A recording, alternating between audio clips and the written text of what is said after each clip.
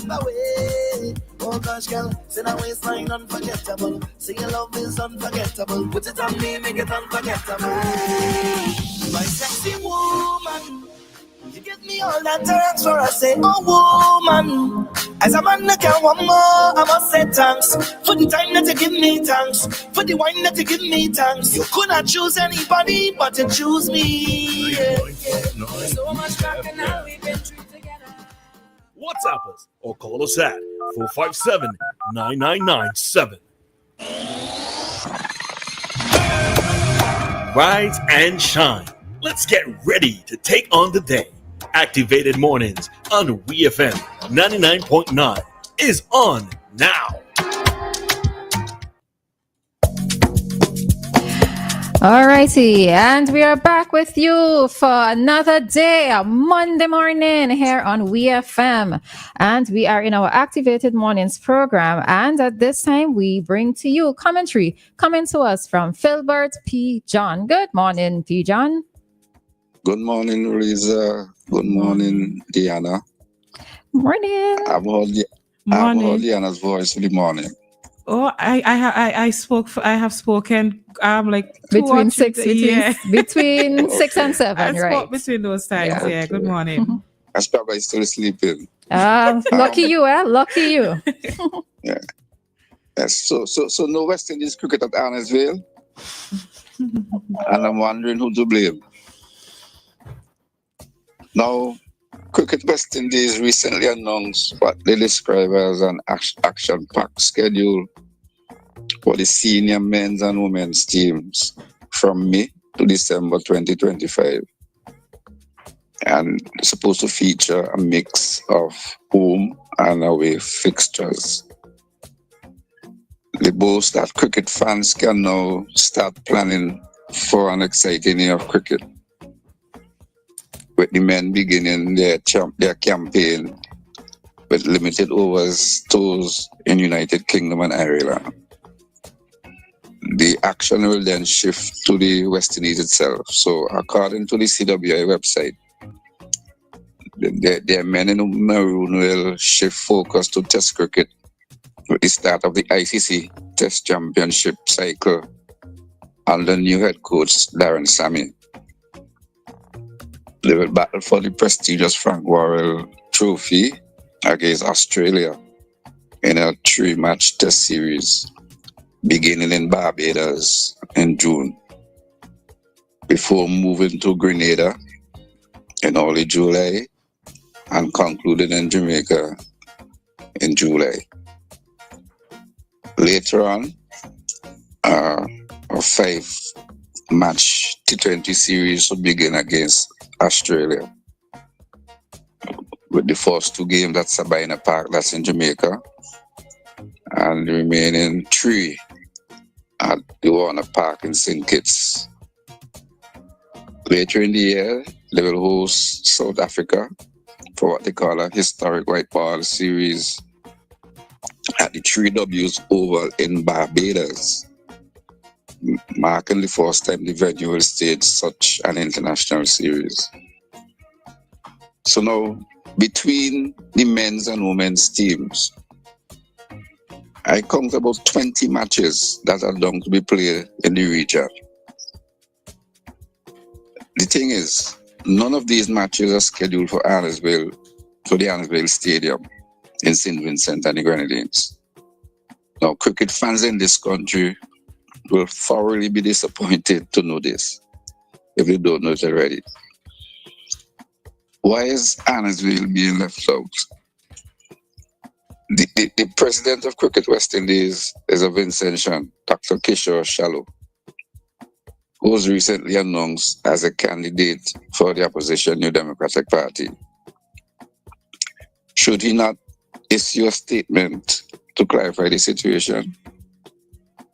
What, if anything, does he have to do with the obvious blanking of Arnesville?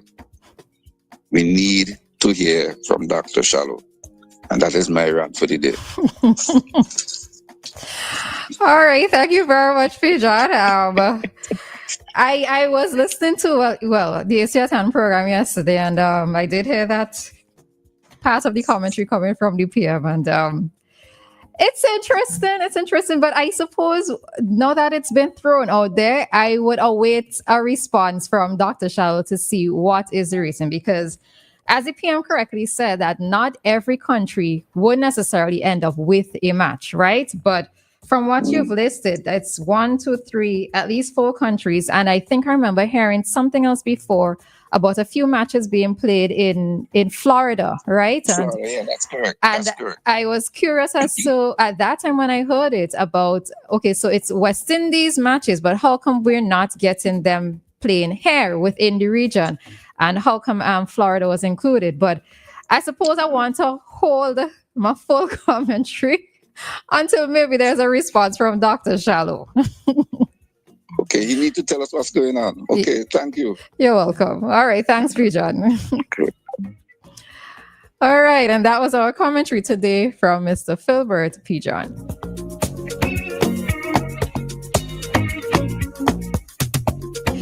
All right, so we are back with you for another Monday morning on today's Activated Mornings program. We trust that everybody had a great weekend, whatever it is that you are up to, that you were productive and you also got some rest and you are ready to get going for a Monday, all right?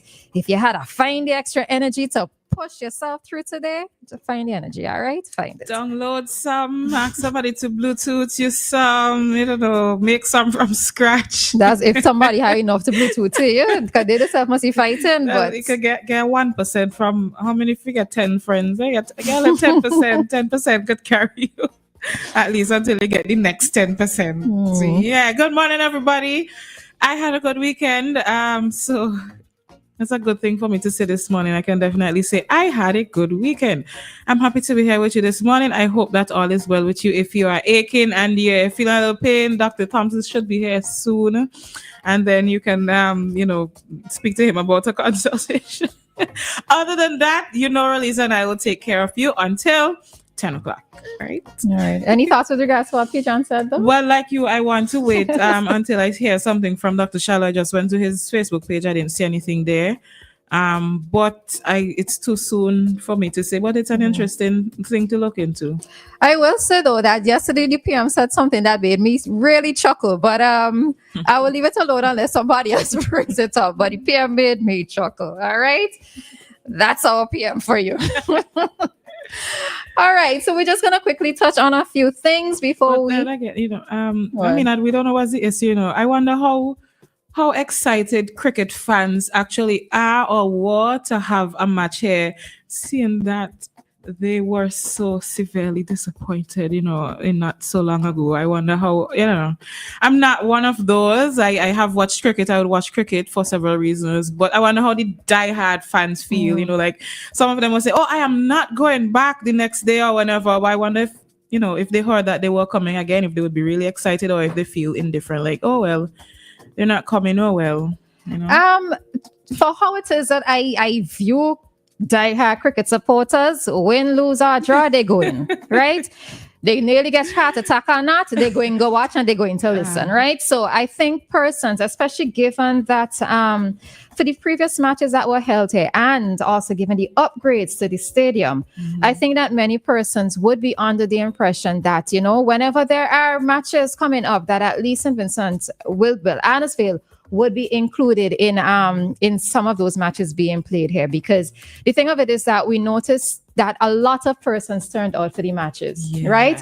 The pavilion was packed, and whether or not persons are actually going to support, they're still going for the lime, right? And persons are going to support regardless, because if you're going with your crew and your family, it's a lime. Even if the West Indies doing crap, is going to end up being a lime, So I can appreciate why the question is being thrown out there in terms of why no matches are being held there. And because the question has been put out there, I suppose it's for us to just await the response from Dr. Shallow, right? Before we go too hard or we go too deep with the commentary or criticisms of it, right? So let's see.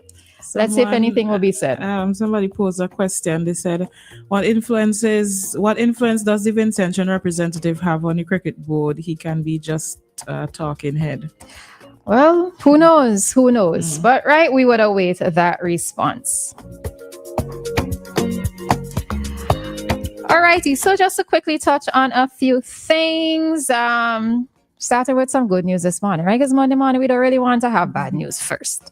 So the Grassroots Tennis Club launched in Fancy. And I was so happy to read this, right? Reading this from Eyewitness News. So former president of the Tennis Association, Grant Connell, has launched the Grassroots Tennis Club in Fancy. Connell visited the North Windward community recently and held fun sessions on the playing field with close to 50 children. All right. He was accompanied by Corey Huggins and Antonio Cain. And the sessions would be held on Saturdays at the Fancy Hard Court. And another interesting thing here, the youngest participant in the tennis activity was 2 years old. All right. So we see that children are being involved, and it's a very, very rural community. All right. All the way up to Fancy, that tennis is being taken up there for them to engage in and for them to play. And I love to see it. Right. I love to see it. I love to see children taking part in because, most of the times in the rural areas, you think of football and maybe cricket, but tennis is coming to them. All right. So we're happy to see this. I think the school also has a table tennis club. They have a table tennis club. So now there's the Grassroots Tennis Club is also going there. So happy to see this. I'm really glad that it's, on that one of those ends of the country, because, things like that, they're normally centralized. So I'm happy that it's out on the countryside. That we started that. Right. And also, just by way of update for persons who may not be informed, State honors Bishop Noah Clark with official funeral.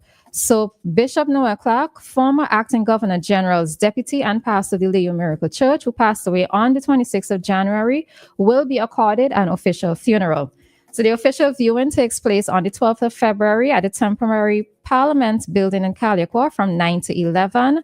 That's for officials, and dignitaries will be invited to the viewing between 9 and 10, and viewing to the general public between 10 and 11. Funeral service takes place on the 13th of February at the Layu playing field, commencing at 11, and this will be preceded by a viewing at the Layu Miracle Church from 9 to 10:30 a.m. with interment at the Kingston Cemetery. All right.